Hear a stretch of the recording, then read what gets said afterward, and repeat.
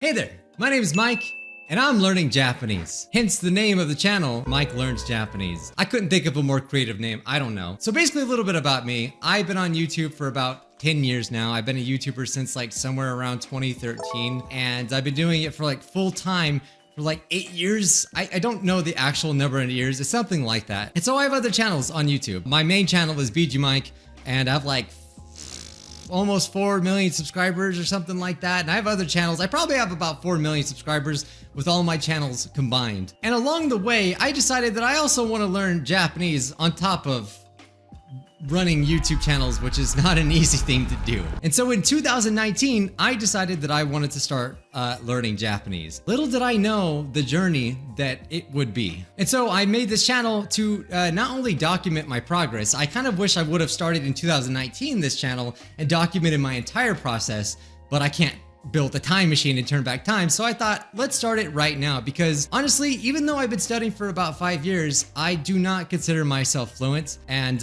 you know, I don't really hear a lot of people come on and talk about that. Usually people that talk about learning Japanese, they're already super fluent and they feel really comfortable speaking Japanese regularly and all of that. So I'm not here to say that, oh, I am so Nihongo Jozu.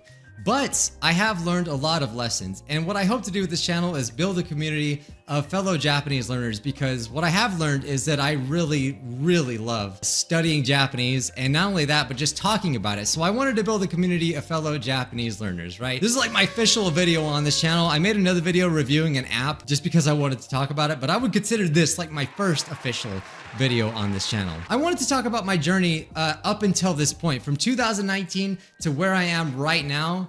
And I want to talk about also what I would have done or should have done differently to hopefully save you a bunch of time, because you know, like, you just don't know when you're in it, if that makes any sense. I made a lot of mistakes and I could have saved myself so much time, and I would be so much more further than I am now had I actually followed these rules. And the things that I'm going to talk about in this video applies if you're new to Japanese as well. So if you're new to Japanese and you're looking for a video on how to study Japanese, then this is the perfect video for you, because the same principles that I'm going to talk about in this video, other people have actually used them and become fluent. I'm on my way, but I wanted to document it, and I wanted to have a channel to do that. From right now, all right? We're watching this video right now, right? I can actually come back and look at this video and be like, wow, look how far he's come. Look at him. I'm gonna be like, are you winning, son? I don't know how long this video is gonna be. It might be long. I don't know. I tend to ramble on a lot, right? I don't know how I've gotten this many subscribers. I'm just winging it. But again, this is something that I'm very passionate about. So without further ado, let's get started. So I started learning Japanese in 2019. And you know, I've always been a big anime fan, if you couldn't tell. If you couldn't tell. I kind of like anime a little bit. And so like in 2019, for some reason, I don't even actually remember why I started learning, but I just thought, you know what? What is Naruto saying? What has he been saying this entire time? Can I trust those English subtitles? So I thought, hey, you know what? Let's learn Japanese. And I didn't realize the freaking journey this was gonna be, but I'm glad I did. I'm glad I started, and I feel like I've come so far, and honestly, it's so fulfilling to learn new things, to learn to, like, I don't know, expand your mind, you know? At the level that I'm at right now, I can look back and be like, wow, like I couldn't understand anything, and now I can understand so much more than I used to. So anyway, back on topic. And in 2019, I decided, I guess, to get this Genki textbook. Now ask me if I finished it. The answer will shock you. Have you finished that? No, I have not finished this textbook. I probably read through most of it, like in bits and pieces. I did a lot of it. Like I had a workbook. I did like the whole workbook in the beginning. But what I did read of this, it did teach me some really good stuff. It has some really beginner grammar stuff, and it explains some really cool things. Honestly, it's a cool textbook, but I do not recommend learning Japanese through textbooks. And the number one reason for that is the language that is taught in these textbooks are proper Japanese technically, but that doesn't necessarily mean that it's realistic Japanese. Hey, just wanted to jump in while editing this video. So the Genki textbooks are good textbooks, don't get me wrong. They do teach you really great information. But in the first one, it is very proper. It's not like you won't actually need to know this information, and it's not exactly bad to learn how to speak proper Japanese, especially when you're speaking to strangers. But another thing I failed to mention was it's just kind of slow, and you could learn a lot more in a shorter amount of time. And a lot of people just don't like textbooks. So that's also why I just don't recommend it because it's not super fun. But if you don't like flashcards, then by all means, you can use textbooks. It just might not be the most efficient way. And also something that I recommend later on technically has like proper spoken Japanese, but it's a lot faster than the textbooks. So anyway, just wanted to clarify that. But the first step when you're learning Japanese is you have to learn hiragana and you have to learn katakana. So if you don't know, Japanese has 3 writing systems. Like I said, hiragana, and we have katakana, and then we have kanji. Kanjis are the really confusing looking things that you see everywhere. And if you're new to Japanese, you're probably pulling your hair out thinking like, I have to learn 3 writing systems when English only has to learn 1 writing system. And that, my friends, is what makes learning Japanese as an English speaker so incredibly difficult. Quite literally, Japanese is the opposite of English. It doesn't use any of the same alphabet. The closest thing is that some of the words are going to sound the same because basically they're the same word. Like hamburger. It's like spoken in Japanese, but it's the same thing. It just sounds Japanese. Hamburger. Yeah. Now, I don't know if this textbook tells you to do it, but yeah, the first thing you have to learn in Japanese is hiragana and katakana, and then kanji comes later. And so these books have like charts in them. It has the hiragana and katakana chart. Basically, there's a bunch of them. Maybe my editor could put one on screen of what it actually looks like. And so basically, those are like the phonetic sounds that you're gonna make in Japanese. All of those sounds are going to be like all the sounds that you make in Japanese. So it's almost like learning the ABCs, except there's just a lot more of them, basically. And what I thought was a good idea at the time is I just started writing them down in a notebook. And I think actually writing does help with your memory. There's something about writing physically that just really sticks things into your brain. Now, I don't really think that you have to write anything, but you know, if you want to learn the kana, it's not a terrible idea to maybe write them down over and over again, because that's what I did. I wrote them down. I would write like 5 new ones a day, right? Like a, I, U, E, O. Like I would write that down one day, and then the next day I'd write it a bunch of times, and then the next day I would try to quiz myself. Oh, do I remember them? And if I can read them out loud and get them right, then I would move on to the next set of them. Now, there's actually a ton of people out there that have learned hiragana and katakana in 2 days. I was not one of them. It took me probably weeks to learn hiragana and katakana. Well, hiragana, I actually learned katakana way further along the way. I recommend that you actually learn hiragana and katakana back to back on it, because you can, and it's totally possible. So yeah, I just kept writing them down, and I would just try to quiz myself like every day. And again, it probably took me weeks to finally like learn it. And then I just tried to focus on like reading like Japanese words to enforce it like into my brain. I'll probably go into more detail on how I kind of enforced it in my brain to actually remember things more. But that's essentially what I did. Now, here's what I would do differently. Honestly, if I started right now, this is exactly what I would do. If you play games on Steam, honestly, this is like, it's gonna sound stupid, but seriously, just play these games. I'll give you guys alternative methods, but this is legitimately what I would have gone to, because like I said, I didn't actually learn katakana. Hiragana is more important than katakana, but you're gonna need them all eventually. But if you have Steam and you have a couple of bucks, I think this game is worth it, because I don't know any other like games that would teach you katakana. I'm sure that they exist out there, I just don't know about them. And let me tell you why I actually like these games. So I literally skipped the story of the games because I do not care about it. No offense to the people that made the game, but these games are just little cute like RPGs that teach you the katakana. So they teach you about 5 at a time in each section. And then what you do is you go through that chapter that basically the entire chapter is dedicated to reinforcing the hiraganas that you just learned. And I honestly really like this system, because not only do I like RPGs, and again, this is not sponsored or anything, I literally played one of these games. I didn't play this one, I played the katakana version. But yeah, so they teach you, oh, this is and then, they pronounce it as well. But I'll show you why I like this game. And then we have E. U. So these are the first ones that you're usually always going to learn, because usually on every hiragana chart, this is going to be the top of the chart. If you look at a hiragana chart, it's a, I, U, E, O, and then it's like the same pattern, and then it's ka, ki, ku, ke, ko, sa, shi, su, se, so, and it goes on and on kind of like that. So it's not too bad once you get the hang of it. So again, ignore the story if you don't want. Honestly, it's just faster just to ignore it. Then they quiz you, which is great. So they quiz you automatically. Obviously, I can't unknow these things since I know them so well, but yeah, okay. This is what they are. Yeah, and I know that sounds confusing, but it's like hiragana is pronounced, it's not like it's not the same as English. It's slightly different. So it'd be good to get the pronunciations down right because you're gonna sound very weird. Oh no, I got into a battle. So basically, now we have to battle. We have to actually, it quizzes us in every battle. So if you played RPGs, then yeah, we have to say the kana in order to attack, or else we can't attack it. It's genius. Now there might be like other like free games online that replicate this. I don't know, because I just don't know about it, but I like these games. Oh, I guess the first battle they just do it for you. I didn't even know that. Okay, that was a bad example then. Okay, here we go. Oh, what's this one? And you know, it tells you the ones that you've learned. You just pick these to answer the question. So what is this? It's E. And yeah, this is the entire game. And you go through like boss battles. It's I don't know, it's kind of cute. Like, but I think it's very effective, and I've actually recommended this game to my friends, and yeah, I've quizzed them, and they you know, remembered it. So I think it's a cool game to do it, but like I said, I would give you a alternate way to do it. I just recommend these games because it's interactive, and I like it, and it actually, you know, as long as you skip the story, it gets straight to the point. And often the games go on sale for like $1 or $2, and right now they're like $5 or $6. Yeah, so I learned katakana pretty late in the game, in the language learning. I probably should have learned it at the beginning, and that's, again, I think you really should just do these back to back. But as you can see, I put like 8 hours in this game, and it actually, I remembered katakana when I was done with it, and I was blown away. I liked it. You still have to like reinforce it by reading actual Japanese, but like it really did help me learn it. But another great guide is this guide off of the website Tofugu. They have like these guides for learning hiragana.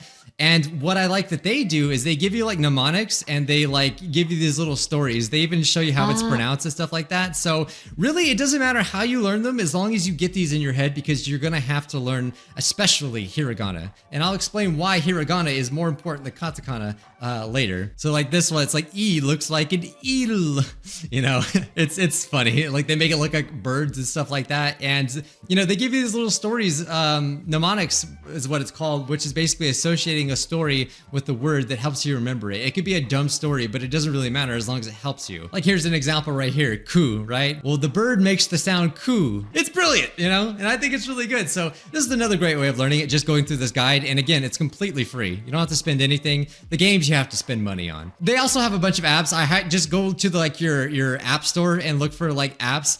I've seen other ones where you have to like physically draw them over and over, and it quizzes you, and those are great too. Doesn't matter, just learn them. But I, like I said in the beginning, drew them and just tested myself. These games, I mean, yeah, I spent 8 hours on it. If you wanted, you could spend 4 hours a day on one part, and then the next day finish the game. You could do it through all in one day if you're crazy enough. The next thing you have to do is you have to learn kanji. Now, if you're new to learning Japanese, you're gonna want to pay attention to this, because this is where I wasted so much time in learning Japanese, and I wish I could go back and change this one thing that I did, because boy, oh boy, I hate that I spent so much time on it. But there's no mistake. There's a lot of kanji. There's endless kanji in Japanese. It's going to show up every single day. And if you want to read Japanese, I mean, even writing, I don't care about writing. I'm going to get into that later. If you want to read Japanese, you're going to have to know kanji. This right here is like it's actually 3,000 of the most frequently used kanji in modern Japanese. So what I did is, I know that I probably like YouTube, and I probably found like Matt versus Japan. He's an American who learned Japanese to fluency in 2 years, and it was very impressive, especially at the time. And he was one of the biggest Japanese learning channels. Pretty sure I probably found one of his videos, and he said that, oh yeah, you should learn kanji, right? You have to learn the most basic kanji. And yeah, so here's like the list of like all of them. This looks really, really daunting, but it's not so daunting once you, you know, the way that I'm gonna explain it at least, it's not gonna be daunting to learn all of these. And that's when I actually learned about this app called Anki, which if you don't know what Anki is, it's an SRS flashcard system. So SRS stands for Space Repetition System. And so what this app does is that it has an algorithm. Like you can create your own flashcards, but you can also import flashcards that other people have created. And the cool thing about this app is that it will automatically remind you of like cards that you're having trouble with. I downloaded a really basic kanji, like individual kanjis. So what Matt recommended was that like you just quickly go through like the most basic kanjis and just try to recognize them. And so that's what I tried to do. I actually just downloaded a deck right now because I don't have my old one. I accidentally deleted it. Here's the deck that I just found. So I'm just going to show you basically how Anki works. I really think that you should download Anki. This is a very very, very important tool in learning Japanese, if you want to do it fast, that is. Because there's so many advantages over things like textbooks. In these textbooks, there's only a few hundred words and like kanjis in them. But the way that I'm going to show you, you can learn way more in a shorter amount of time. This Anki has been around for a really, really long time, and if you're learning Japanese, you're going to hear a lot about Anki if you haven't already. So this I just downloaded this deck right now because it was like highly voted, but I actually like this deck, but this is not the kind of deck that I have. So we have this kanji here, these kanjis right here. Now see, remember what I told you why it's important to learn hiragana? When you're going to learn kanji, this is the hiragana, right, that you're going to learn. And this is how you pronounce this word. The word is hitori, and it means one person. And basically, these are the flashcards you're gonna do. I have not used this deck, full context, okay? The deck that I had basically just had one kanji on there, and it would tell me what it meant, and it would kind of give you a little story to like help remember the kanji. And there would be like some really dirty stories too. It was like pretty funny actually. And some of them actually did help me remember some of the kanji. But I wasn't learning how to read them either. It was literally just recognizing the kanji. I remember now. It was remembering the kanji. Yeah. So there's this book called RTK, which is, it's called Remember the Kanji. That's what RTK stands for. It's this freaking purple book. It teaches you every kanji with like these stories, and it builds upon each other. And it's a great book to learn kanji. But again, I do not recommend doing it this way. I really don't. Yeah, see, it's really easy to import like decks. But anyway, let's see. So yeah, it would just be like one.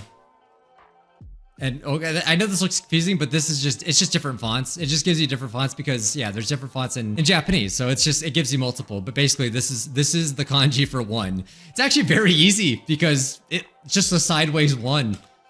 Oh, you're never gonna guess what two is. It's two of them. And so this is literally what I did. I did like, this deck was very similar, except the one that I did had a lot more information. But like I said before, it does not teach you how to read these things. What I did was I went through like 2,000 something kanji, right, in like 3 months. Because if you actually pull out a calculator, they say something like 2,000 of the most common kanji. You can read like most like newspapers and stuff if you get them down. You divide that by, let's say, like 90 days. If you did 22 cards a day using Anki, then you can learn, it would take you 90 days. That is not that long to learn 2,000 kanji. And that's what I did. I did about like an average 20 cards per day. And then you know what I decided to do after that? I'm like, wait a minute, I found this other app called Wanikani. And everybody was saying that, oh, this website's gonna help you read Japanese better because I recognized the kanji, right? But I didn't know how to read anything because it didn't teach me any of the readings for the kanjis. So I did this, Wanikani. And again, I wish I wouldn't have done this. I probably got to like level 13 and it's a lot. The thing is, there's a lot of people that swear by this app and I know why. It is a good app. What I don't like is that they teach you kanji and then they teach you vocabulary in isolation. When the most effective way to learn kanji is just through sentences in the way that they are used, which I'm going to talk about here in a little bit after I get done talking about this. So when you're learning vocabulary and kanji in this app, it like gives you, I believe, the reading, and it tells you, and it does give you like a sentence. If you toggled it, you have to like toggle to like the other tab to put context or whatever. But when you're doing reviews, which most of the time in this app, you're going to be doing a lot of reviews. That's actually probably the reason why I decided to actually drop it, is because I remember the reviews getting insanely crazy. And another thing that I remember about this app is that if you didn't have certain plugins installed, it was very painful to use. And again, it's been a long time, but I do remember that. So when you're learning these kanjis, another thing that this website does give you information on is whether or not like the kanji, depending on what context, is in something called onyomi or kunyomi, which this is very, very confusing. And again, you don't need to know this stuff. This website does like teach you some of that stuff. And I remember being so confused on that at certain times. But all you need to know about it is that basically, depending on the context of how the kanji is used, it will be read differently. So if you're new to Japanese, that's gonna blow your mind. You're gonna be like, oh my God. So not only do I have to learn the kanjis, but I have to learn different readings for the same kanjis that I'm learning. This is insane. And let me show you what I mean. So, okay, this kanji right here is above. That's what it means. And it's pronounced ue. It says it right here, ue. But when it's next to hiragana, it changes the pronunciation. And instead of being ue, it is now ageru. So it's an A sound now. So ageru. But when it's put next to another kanji, it is now pronounced jo. Like this kanji is jozu. Like, oh, nihongo jozu. Everybody knows that. Can you guess this one? It's noboru. Like, why? If this is ageru, why is this not aru? Right? That just makes sense, but no. This is noboru. So while this website does specify like the vocabularies that, oh, this is the reading that you're gonna be doing, you just don't need to know, you just absolutely do not need to know that. So and obviously the other downside, which I mentioned before, is that the app is not free. I don't remember how much it is, but there's 60 levels, and it says like when you first sign up for the website that you can learn 2,000 kanji and 6,000 vocabulary in a little over a year or something. I think that's what it says. It might say 2 years. I need to check back on that. But upon doing some research, I Googled people that actually did reach level 60 on here, and a lot of them, I would say most of them, took more like 2 years to 3 years to actually finish this website. And again, they're teaching you all the radicals, which, you know, you don't even need to really know what these are. So they teach you like radicals that make up the kanji, then they teach you the kanji, then they teach you the vocabulary that the kanji uses. But again, they're not really like, you're not seeing a lot of sentences in context of how the kanji is used. So like by the time like I was kind of decided I was done using it, I felt like I still had trouble reading things when I would attempt to, even though I did know a lot. If you do some math, so like what, 6,000 vocabulary that it teaches you divided by 365. If you learned 16 new ones a day, it would take you a year to do it. And using something like Anki, that would be a lot, I feel like a lot more doable because you're going to be learning a lot less. And also you're not able to control the words that you are learning, which something like Anki, which I'm going to talk about here in a little bit, you're going to have full control over the words that you're going to learn, and you won't have to pay anything, which is a great, you know, it's great. So yeah, I know people swear up and down by Wanikani, and if you like it, that's cool. Honestly, whatever keeps you motivated, that's great. But I just don't think that it's necessary. Therefore, I personally wish I didn't do it. So in Japan, there's the Japanese language proficiency test. The beginner level is N5, N4, N3, N2, and then N1 is the highest level. You know, supposedly if you pass N1, you're like super fluent and you can get any job. I think you actually need the N2 to get like most jobs in Japan if you wanted to move there. And so I downloaded something called the N5 Tango deck. So Tango is a textbook, a Japanese textbook that teaches you vocabulary. And the words that it teaches you are very, very common words. It's the most basic words that you should learn in Japanese. And I loved it so much better. It was just way better. Now, I don't have that same exact deck, but I do have another deck that I could link down below called the Kashi 1.5. And I believe it's like 1.5 thousand words, but they're super common and very helpful to learn these. And I really, really like this deck. So even though I didn't do this one, I do recommend like doing this deck right here, because the words that it's going to teach you are the words that you're just going to have to know. And they're so useful to know. This is like the most basic thing, watashi, right? You're definitely gonna learn what watashi means in like the Genki textbooks and stuff like that. But instead of doing what I did and like doing all this resource hopping, I should have just stuck with Anki and just done these basic words. So instead of doing like Wanikani to learn kanji, what I should have done is do this, because learning the most basic words, first of all, you don't have to worry about whether it's unyomi or konyomi like I explained. I'm saying it wrong. I feel like my pronunciation is bad. I never claimed to have a good pronunciation, but instead of trying to learn each individual kanji, you should just learn them in the context that they are spoken to and like it's spoken in. So like here's the first one, very, very common. Watashi means I. And so at this point you know katakana. So this is watashi wa an desu or an desu. So I am an. And des basically is very common as well. It's just basically, it's a polite way of speaking. Watashi wa an desu. And I love this deck, by the way, because it gives you pictures as well. And again, like a lot of the decks that I used did not have pictures. It was just nothing but text. It has the pronunciation and it has like the pictures. So it helps you remember things. Instead of trying to learn 50 different readings for watashi and all the different ways that it's used, I just learned watashi, and this is how it's always used, pretty much. And this is a word, watashi. So okay, I learned it.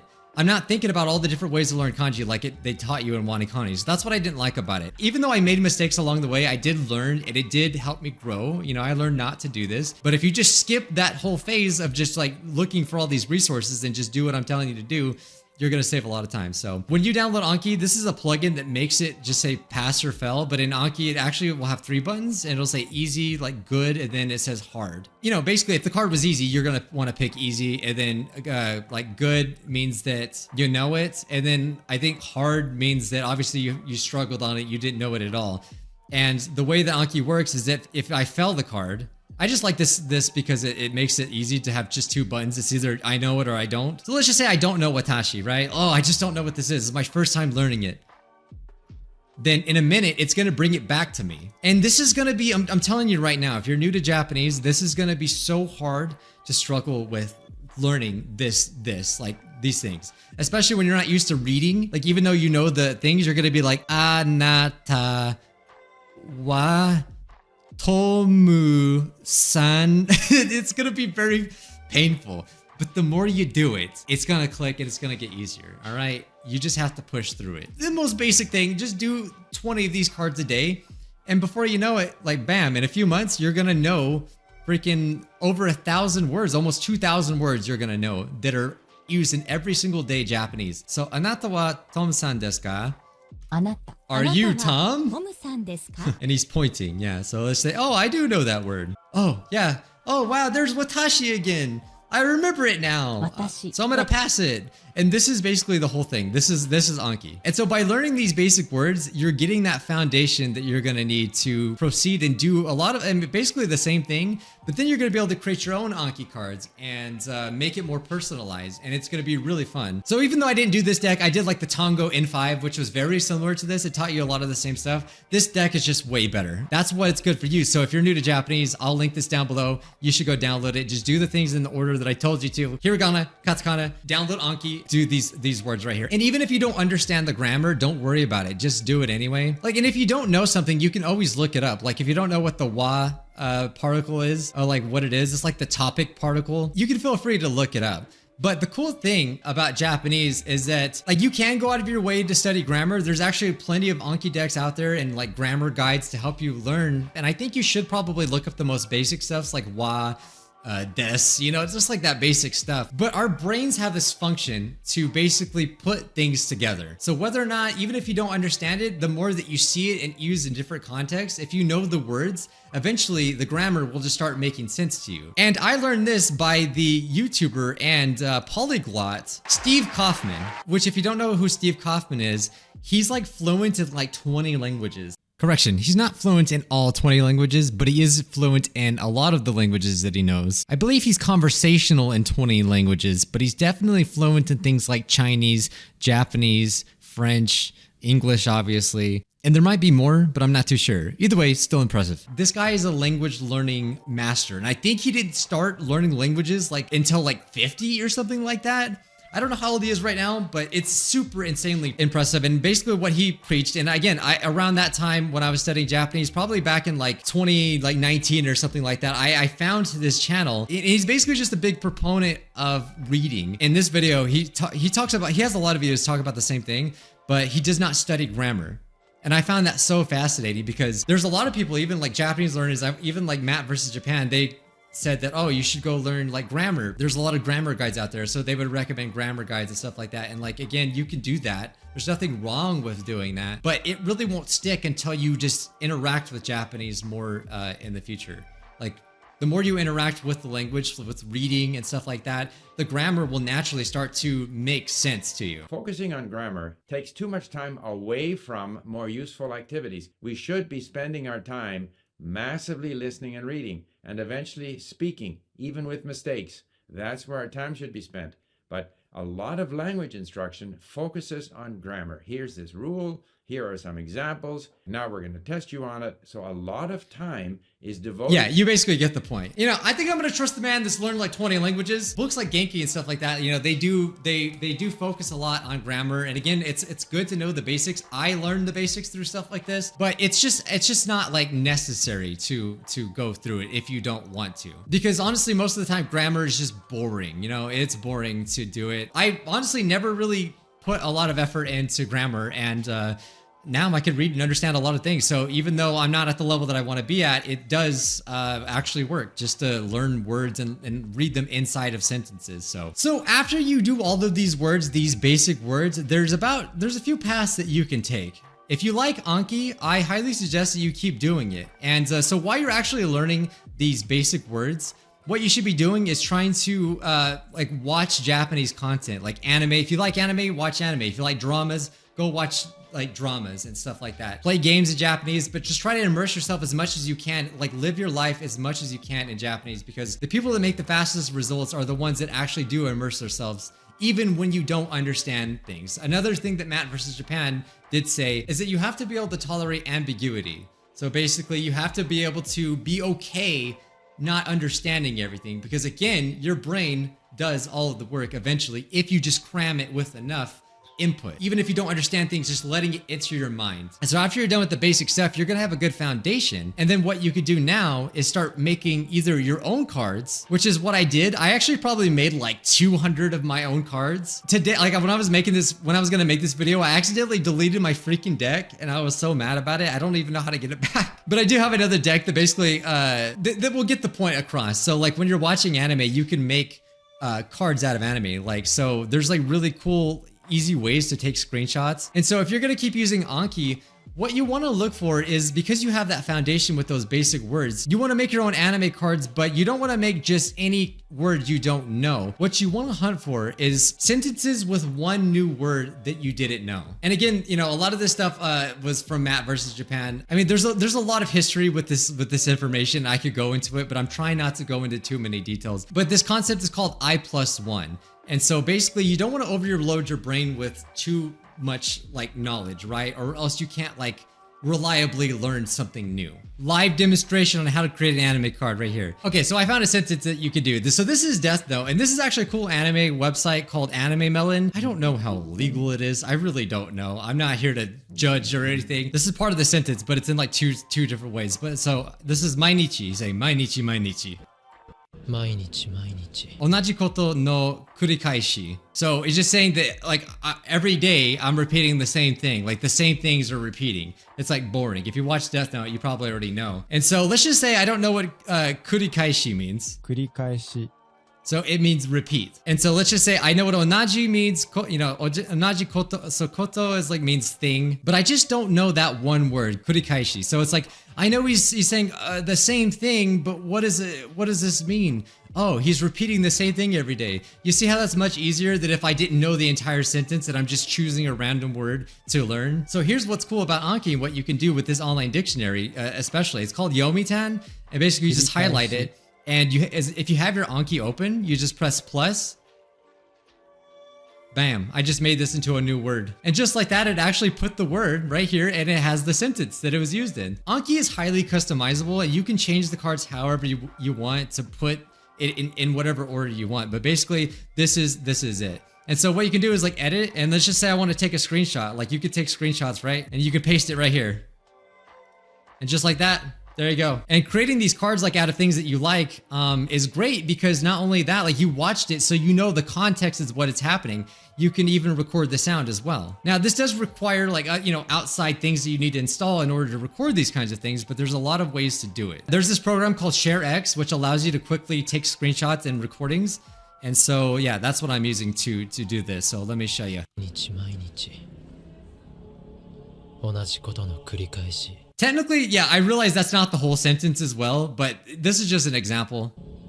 同じことの繰り返し Bam, just like that. So, like, what does this mean? 繰り返し Oh, that's what it means. And then it's gonna play the sound. 同じことの繰り返し Yeah, and like that took like 2 seconds to create. There's even like other ways to make like things in like one click. You know, I'm not super tech savvy with everything, but that's a very valid basic card that you can use. Bam, just like that. You just study this every day. You're gonna learn this word in this sentence. In context. And what's cool about this dictionary too, this online dictionary, like they give you like actually Japanese sentences as well. So you can even do more studying inside the the definitions. In my journey, I made probably around 200 or 300 or something of these cards. This whole thing was from 2019 to probably about 2020. But even though Anki is super helpful, it's one of those programs that you're either gonna love it or you're gonna hate it. And the reason why I say that is because eventually, if you start getting like multiple decks, I think you really should just keep things simplified and only have just a few decks that you really should do. But I was like doing a bunch of them. So that's another mistake. Don't overwhelm yourself with stuff. You know, I just had a bunch of decks that I shouldn't have been doing. I should have just focused on the basic words and then like the words that I created in my anime deck or whatever, you know, whatever media I decide to watch. It doesn't have to be anime. Because in Anki, not only do you learn the cards, you're gonna have reviews. Every single day you have to do your reviews, because the more you do your reviews, the less you're gonna see those cards. And eventually you're just gonna never see those cards. You're gonna see the cards like once a year. That's how, you know, if you actually learn them and use this right, because it does all the work for you. It just reminds you of the cards that, oh, it's like, hey, you know, it's been like a month since you've seen this card. Do you remember it? And if you do, it's going to push it back even more months. And it's a really, really cool system. But when you start creating more cards, the reviews can get kind of crazy. And if you miss one day, you're still going to have to make up those reviews the next day. And so when you're learning Japanese, it's not something that you can just do for 30 minutes once a week if you want to be effective at it. See, Japanese takes a very, very long time. And I think if I would have known that when I started learning Japanese, how much work it actually would be, how different it is from English, I probably wouldn't have started it. It's very daunting to some people. You just don't know until you actually give it a shot yourself. But luckily for me, I love it. And so even though I'm not at the level that I should be at, it's still really enjoyable to me, basically, is what I'm trying to say. So after creating about 300 cards or so, 200 to 300 cards, it did help me. But again, I started to get tired of Anki and all the reviews, of like having hundreds of reviews, especially if you do happen to miss one day. It's not very forgiving. So once again, I was inspired by Steve Kaufman, and he has this website called LingQ. And probably around 2021, I decided to exclusively only learn through LingQ. And so what is LingQ? LingQ is an app. The whole thing you do is just read stuff. That's it. But it's obviously more than that. It's actually a dictionary, and I'll show you what a lesson looks like. So this website, it lets you import like videos, like YouTube videos with like captions and stuff like that, and you can like watch them at the same time. So I thought, you know what? You know, if Steve Kaufman, it's his website, like he co-owns it or something like that, but he actually does use this website to learn his languages, and he has been for like a really long time. So I was like, you know what? Instead of doing flashcards, I'm just gonna read, because even though I was doing flashcards, and they were very helpful with helping me remember. When I first started reading, it was very daunting, and it was really honestly hard for me to understand things. This app's really cool. I personally like it. I'm not sponsored or anything. I have like worked with them once in the past, but I'm not sponsored. Like this video is not sponsored whatsoever. But yeah, it lets you import things, and I use like the online dictionary. You can just click it and it tells you what it means, and like there's more like definitions for words and stuff like that. I have found this method to be way more enjoyable for me personally. There's been plenty of people that have learned Japanese fluently, strictly with just immersing yourself, watching things that you like, and creating like anime cards, or creating like, you know, flashcards out of words that you wanted to learn. But ever since I switched to reading, not only has my reading gotten way better, I've realized that the more that you actually read something, you'll see the same words over and over again. And so it acts as like the same exact thing, the same like SRS system is just in reading, because they use a lot of the same words. So naturally, the more you read, the more you're gonna start to memorize words naturally. They're like, you can make flashcards, I just don't use them anymore. So since about 2021, 22 maybe is when I officially started using this more. This is what I've been doing up until now, is reading stuff. And it's just really interactive and fun just to go through things that I like. Obviously, I would turn off the English subtitles. And it's like, oh, wait, what is this? Oh, saso, okay. And all the words that are white and not highlighted like this means that I know these words. So as you can see, I've made some pretty good progress. Like I can comfortably follow these, you know, these kinds of videos and read them. I have so many resources I could tell you guys, but this is what I've been doing. Again, there's nothing against Anki. I like Anki a lot, and I think a lot of people should definitely give it a shot to learn, especially the basic words. But if it's something that you just dread doing and you just don't like the reviews, this is another alternative, just to do reading, to basically learn naturally. It's what Steve Kaufman swears by, and again, I trust him, and so I've been doing it, and I've really been enjoying it. So up here, it says that I know 19,000 words. I do not know 19,000 words, okay? I know that looks very impressive, but it's not as impressive as you think. One flaw that LingQ kind of has is that like there's different variations of the words that I just decided to like hit known on, and also a lot of katakana words like energy. Basically it just means energy. So like those don't really count. So this is a lot of fluff. Something about this website activates my monkey brain, and just watching this number go up, even though I don't actually know 19,000 words, I do know a lot of words, a lot more than I have. This past few years, I've gone from like 3,000 known words to 19,000, and it really does work. Another cool thing this app does do that I like is that you can like all the stuff that you import, you can listen to it when you're like on the go. You can do the same thing with Anki, and you could like make your own playlist, but this app has it all, and it tracks every single thing. It tracks how many words you read, how much time you do it. And I forgot to mention to you that I did like dabble with this site since 2019 when I started.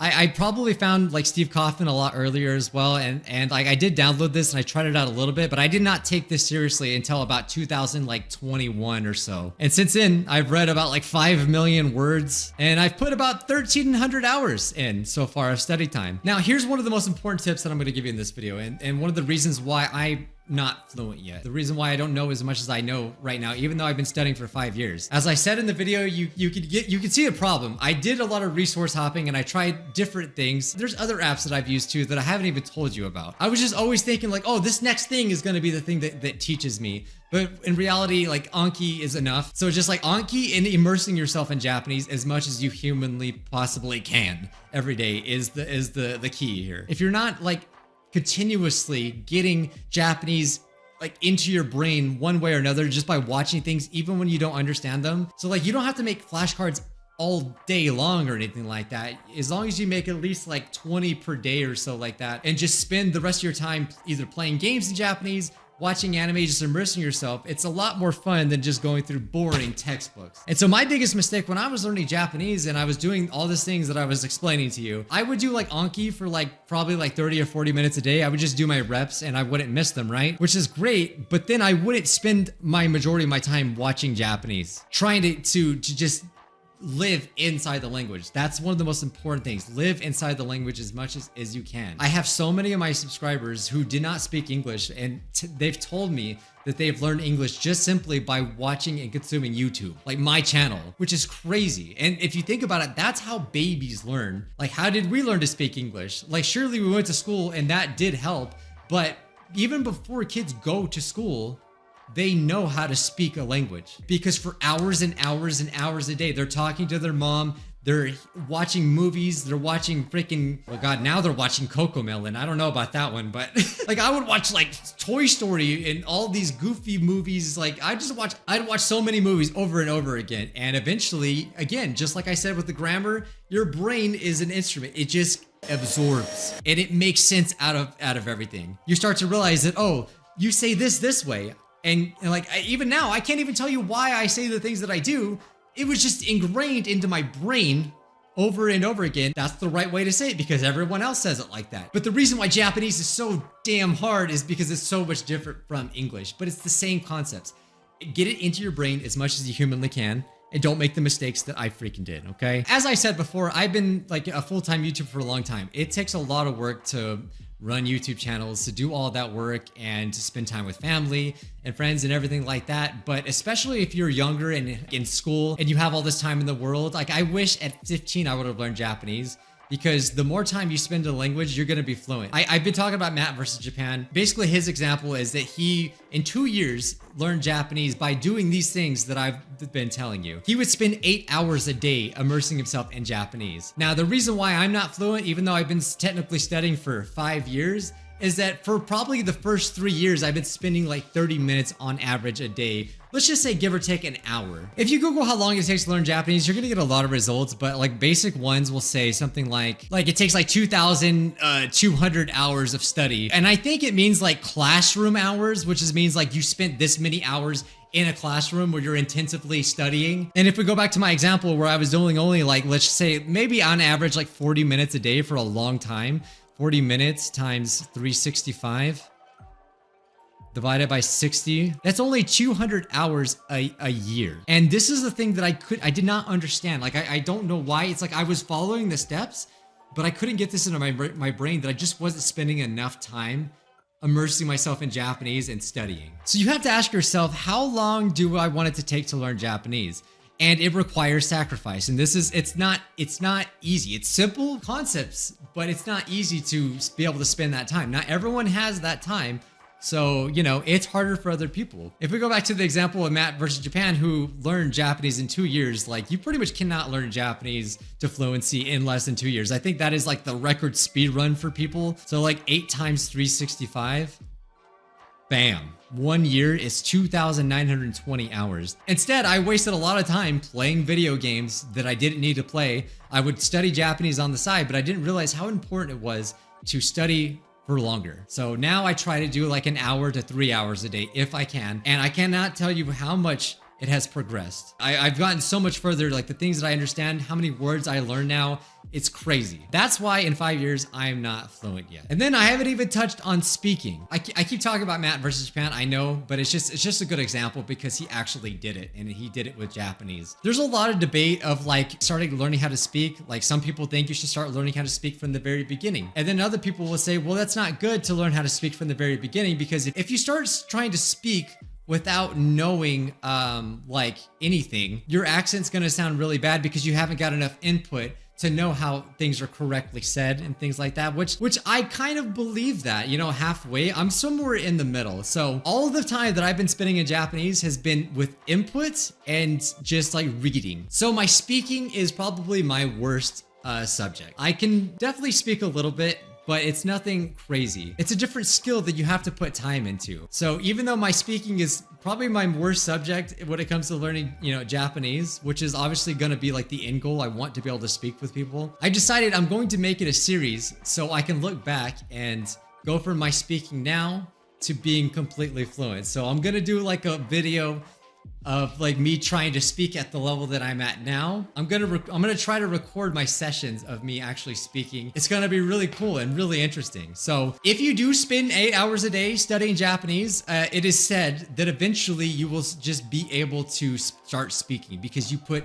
so much Japanese into your brain, you will just start speaking. That is true to a point because the more that I listen to Japanese, like especially a lot of podcasts content and stuff, I will start actually like speaking and like saying words and be like, oh crap, I actually didn't realize I knew that word, but I remember hearing it. Like my comprehension is like definitely a lot better than it used to be. I can understand a lot of like stuff that is said to me. It's just like putting together sentences is what's hard. But there's been plenty of examples of people that start speaking from the beginning and then they get to, you know, they get fluent too. So I know Steve Kaufman is not a proponent of like waiting forever to speak, but again, other people are. Again, using the example of Matt versus Japan, he has like a perfect Japanese accent. Will it help your accent? It probably would, honestly, but I personally don't care about having a perfect Japanese accent. I just want to be able to communicate with people and be able to read the stuff that I like. That's what I want to do. This is where I'm at. This is where I'm at right now. I am very stupid and I'm not good at speaking, but I'm hoping that this video, no matter how long it is, it's probably pretty long, will give you some tips. I just basically want to just wanted to put it out there. I wanted to put it out there for you guys to help you out, give you some tips, and just ignore the things that I did. So basically, let's do a recap. Learn Hiragana, learn Katakana. You can either play the games or you can get an app. I don't care how you do it. You write them down, just do it. Move on to the basic words using Anki flashcards. Do your reps every single day, 20 new cards a day. And if you want, you can do a grammar deck on the side, but just be chill with it. While you're doing that, watch as much Japanese or play games, whatever is, I don't care what you do in Japanese, as long as you're doing it in Japanese for as long as you possibly can. Obviously, if you do it 8 hours a day, you're gonna be freaking fluent way faster than I ever have. But don't do 30 minutes a day and call it a day. Bad. Don't do that. Either make your own new cards or do what I'm doing and just focus on reading as much as you possibly can. As long as you're learning new words. I just can't speak too much on speaking because, you know, again, I am not that great at speaking and it sucks. I want to get better at speaking, but that's why I wanted to create this channel. I'm gonna go from the level that I'm at now to fluent, and we'll be able to look back at it, and I'm hoping to inspire you guys. I think it's gonna be really, really interesting. I am so looking forward to doing this. That's basically my journey of learning Japanese up until now, and what I think you should do differently than I did, because yeah, I made some really, really dumb mistakes, but the biggest mistake that I made was just not spending enough time. You gotta spend more time learning if you really seriously wanna learn in a good amount of time.